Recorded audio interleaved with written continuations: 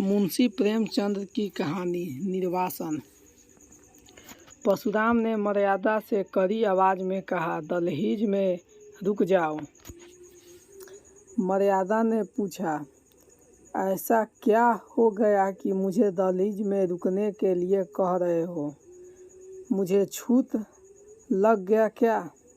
तुम्हें घर के अंदर आने से पहले यह बताना होगा कि इतने दिन से कहाँ और किसके साथ थी।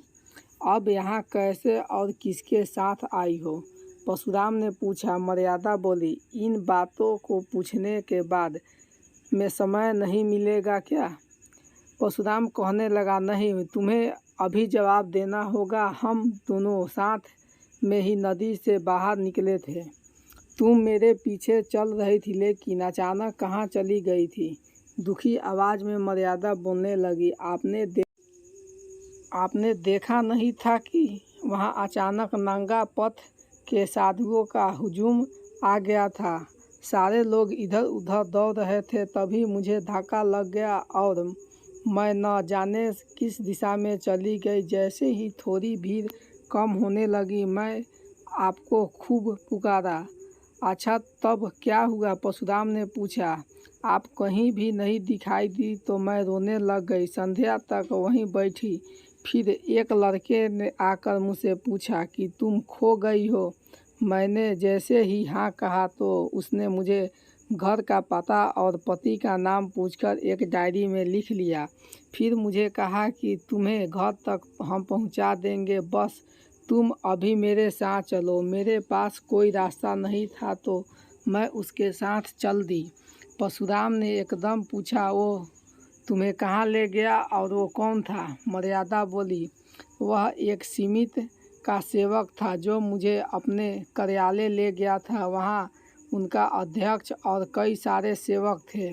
उन्होंने मेरा पता एक रजिस्टर में लिखा और एक घर में भेज दिया जहाँ खोई हुई कई सारी महिलाएं थीं। परशुराम ने सवाल किया, तुमने उस अध्यक्ष से तभी क्यों नहीं कहा कि मुझे घर भेज दीजिए? मर्यादा ने कहा, मैंने कई बार उनसे मुझे घर पहुंचने के लिए कहा, लेकिन वो बार बार यही कहता थे कि मेला ख़त्म होने के बाद वो सारी महिलाओं को एक साथ ही घर भेजने की व्यवस्था करेंगे।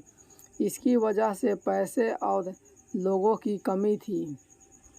मैंने उन्हें कहा कि मेरे गहने ले लीजिए और घर पहुंचा दीजिए। इन गहनों के अलावा भी मैं और ज़्यादा पैसे दे सकती हूँ, बस मुझे मेरे पति के पास तक पहुंचा दो। लेकिन उन्होंने मेरी एक न सुनी और मुझे अन्य स्त्रियों के बारे में जब पता चला तो थोड़ी राहत मिल गई। परशुराम बोले, ठीक है, लेकिन तुमने मुझे तार क्यों नहीं लिखवाया? मर्यादा ने बताया कि मैं पूरी रात उन महिलाओं के साथ उसी कमरे में थी। अगले दिन मैंने सोचा कि जब ये लोग मुझे घर भेज ही देंगे तो तार की क्या ज़रूरत। फिर परशुराम पूछने लगा, रात भर सारी महिलाएं एक ही कमरे में थी तो कमरे में युवक भी आते जाते रहते होंगे? मर्यादा ने जवाब दिया, नहीं नहीं, केवल एक बार कोई युवक खाने के लिए पूछने आया था। जब सबने खाना खाने से मना कर दिया तो वो लौट गया। उसके बाद एक महिला को पेट में दर्द उठा तो वह अध्यक्ष साहब 2-3 बार दवा पिलाने कमरे में आए थे। झट से परशुराम ने कहा, देखो अब निकली ना असली बात। मैं इन लोगों को खूब अच्छे से जानता हूँ। मर्यादा नाराज होते हुए बोली, आप किसी सज्जन व्यक्ति पर ऐसे आरोप नहीं लगा सकते। वो मेरे पिताजी के उम्र के थे। दूसरा, उनकी आंखों में हमेशा नीचे रहती थी। परशुराम बोले, हाँ, वहाँ के सारे आदमी देवता थे। तुम ये बताओ कि अगले दिन क्या हुआ? मर्यादा ने कहा, अगले दिन भी मैं वहीं रही। दिन के समय एक स्वयंसेवक हम सभी महिलाओं को कई पवित्र स्थल पर ले गए। लौटकर सबने खाना खाया। परशुराम ने पूछा, तुम वहाँ महिलाओं के साथ आनंद लेती रही? मेला तो अगले ही दिन ख़त्म हो गया होगा ना? खाना खाने के बाद तो गाना बजाना भी हुआ होगा? मर्यादा ने बताया, नहीं, गाना बजाना तो नहीं हुआ, लेकिन सारी महिलाएं ने अपनी दुख के बारे में बताती रही। शाम को मेला उठा तो उसके बाद 2 सेवकों सारी महिलाओं को स्टेशन ले गए। परशुराम बोले, तुम तो वहाँ 7वें दिन आई हो और वो भी अकेली। मर्यादा बोली, हाँ, स्टेशन में कुछ दुर्घटनाएं हो गई थी जिस वजह से देरी हो गई।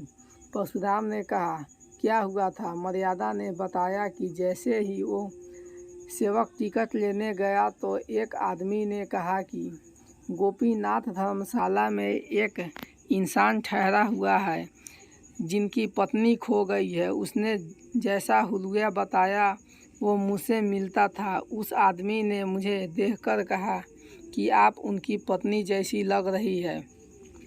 मैंने उससे पूछा कि क्या तुम बाबूजी को पहचानते हो? तो उसने जवाब दिया, मैं उसको नहीं जानता, तो आपको क्यों खोजता? आपका बच्चा काफ़ी रो रहा है। तभी सारी औरतों ने कहा कि चली जाओ, तुम्हारे पति परेशान हो रहे होंगे। उन स्वयं सेवकों ने उस व्यक्ति से 2-3 बातें पूछकर मुझे उसके साथ भेज दिया। दिल खुश था कि अब अपने परिवार से मिलूंगा, लेकिन मेरा भाग्य ऐसा कि मैं किसी गलत इंसान के हाथों में पड़ गई। परशुराम ने हैरान होकर पूछा कि आखिर कौन था वो जिसके साथ तुम चली गई? मर्यादा ने कहा कि मुझे लगा कि वो कोई दलाल ही रहा होगा। परशुराम ने सवाल किया कि तुमको इतना होश नहीं हुआ कि उसे कह दूं कि बाबूजी को यहीं भेज दो? मर्यादा ने तुरंत बोली, मेरी बुद्धि काम ही नहीं कर रही थी। अब तुम फिजूल की बातें मत करो और यह बताओ कि वो आदमी तुम्हें कहाँ ले गया? परशुराम बोले, मर्यादा, मुझे लाज आती है, क्या बताऊँ आपको? परशुराम कहा, तुम्हें तो यहाँ आने पर भी लाजा आनी चाहिए।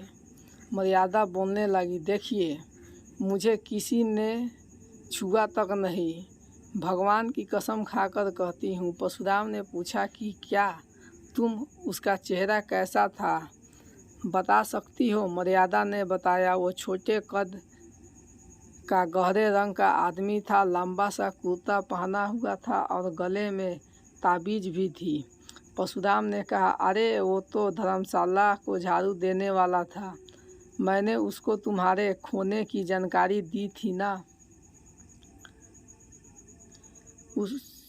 उसने इस बात को इस तरह से फ़ायदा उठाया। मर्यादा बोली कि वो तो ब्राह्मण जैसा लग रहा था। परशुराम कहने लगा, नहीं नहीं, वो मेहनत यानी झाड़ू देने वाला ही था, वो तुमको अपने घर लेकर गया था। मर्यादा ने बताया कि उससे पहले मुझे एक टांगे पर बैठा के कहा कि फिर एक तंग गली में फिर किसी मकान में ले गया। उसने फिर कहा कि तुम्हारे बाबूजी यहीं आएंगे। फिर मुझे लगा कि उसने मुझे झांसा दिया है। कुछ देर बाद एक बुढ़िया आई और मुझे लालच देने लगी। पूरी रात मैं सोती ही रही। अगले दिन बुढ़िया ने कहा कि तुम रोकर मर भी जाओगी तो भी तुम्हारी मदद के लिए कोई नहीं आएगा। उस झाड़ू मारने वालों और बुढ़िया ने कहा कि तुम्हारा एक घर छूट गया है, अब हमारी बात मान लो तो तुम सोने से लद जाओगी। तभी मैंने स्वयं को खत्म करने का निर्णय ले लिया। परशुराम ने मर्यादा को रोकते हुए कहा कि ठीक है, मैंने मान लिया कि तुम अपने अस्तित्व को खत्म होने नहीं दिया, लेकिन मैं तुम्हें अपना नहीं सकता। मर्यादा ने कहा कि स्वामी, आप ऐसा मत कहिए, मैं ही आपकी वही पहले वाली पत्नी हूँ, मुझे किसी ने छुआ भी नहीं। आपका ऐसा करना मेरे लिए अन्याय होगा। परशुराम ने कहा कि यह अन्याय नहीं है बल्कि भगवान का खेल है। मैं 6 दिनों से सब यही सोच रहा था, मुझे समाज की चिंता नहीं, लेकिन तुम पर किसी दूसरे की नज़र पड़ी। अब मैं तुम्हें कैसे अपनी पत्नी का भाव से देखूंगा। मर्यादा बोलने लगी, क्या आपको मेरी स्थिति पर दया बिल्कुल भी नहीं आती?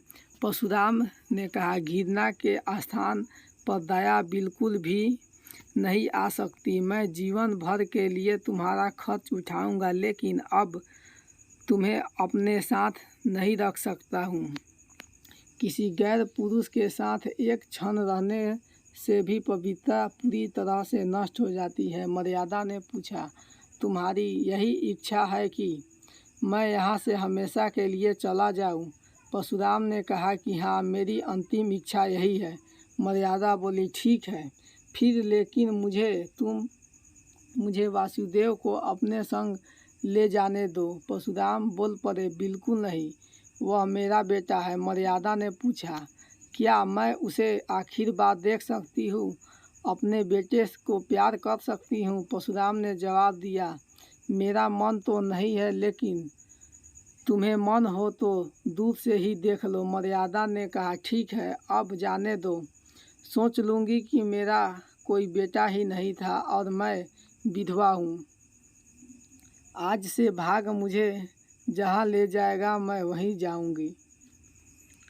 कहानी से सीख, विपरीत परिस्थितियों में किसी भी गैर पर यूँ भरोसा नहीं कर लेना चाहिए। अपनी आँख और कान के साथ ही बुद्धि का भी उपयोग करना चाहिए। आपको ये कहानी कैसी लगी नीचे कमेंट करके हमें ज़रूर बताइएगा। आगे और कहानी सुनने के लिए चैनल को लाइक और सब्सक्राइब ज़रूर करें। अगर आपको ये कहानी पसंद आई हो तो अपने दोस्तों के साथ ज़रूर शेयर करें और ऐसी ही प्यारी कहानियाँ सुनने के लिए हमारे YouTube चैनल से जुड़ें।